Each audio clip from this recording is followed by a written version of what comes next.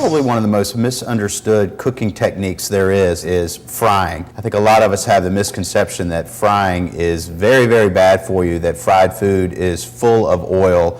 And when it's done properly, actually, that couldn't be much further from the truth. What happens when you drop food in to fry is that the food crusts instantaneously from the intense heat of the oil. And then the food actually steams itself from the inside out. So you have a very moist product with very, very little oil on it. When you take it out of the oil and you put it on a paper towel to drain for a second, then you're even wicking away what little is on the outside.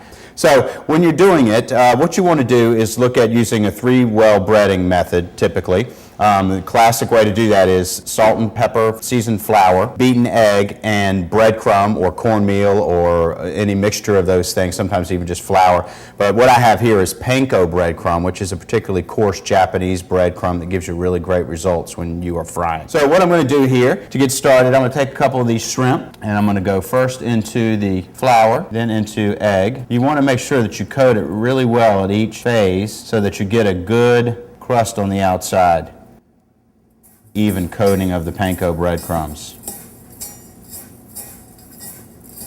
Once they are coated, you can take them out and put them on a paper towel and you're ready to go. Now we happen to be frying some shrimp today, but really the technique is the same whether you're frying chicken tenders or shrimp or anything else. You want to make sure that you get it well coated in your breading. You want to make sure that your oil stays between 350 and 400 degrees so you don't have that temperature collapse that allows for oil to actually start getting absorbed. In that case, you will actually have a greasy final product and something that's less than healthy for you to eat. Well, what I've done here is I've set up a simple home fryer. Most of us don't have a professional fryer in our kitchens and may not want to go out and buy a fryer later. If you already have a pot at home, and I'm sure everybody does, you can go buy a deep fry thermometer for just a few dollars at the store and set that up and you're ready to go. You want to use a high temperature oil, something like canola, peanut, safflower, corn, vegetable, not olive oil. Olive oil has a very low smoking point and is also a lot more expensive than those oils. You want to make sure you use a good amount of oil. You don't want the temperature to crash while you are cooking, and if you drop a lot of cold food into a small amount of oil, you will have the temperature go down significantly and end up with a greasier product than you want. I'm going to lower the food down in there. I'm going to be careful not to overcrowd this oil because even though I have a good amount of it and I have the temperature where it needs to be, I need to avoid making the temperature crash too much. So I'll just work in small batches here. Seafood in general cooks very quickly and shrimp are no exception.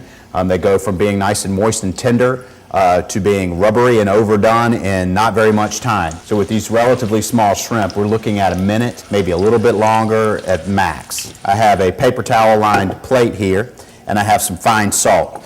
We want to salt them, but we don't want to put the salt in the oil because it will shorten the life of your oil and make it pop and do those things that we don't want it to do. I have a fine salt crystal so that it will adhere better to the food. A coarse crystal is not going to work very well in this instance. So I put them on the paper towel to pull away that little bit of oil that's on the outside.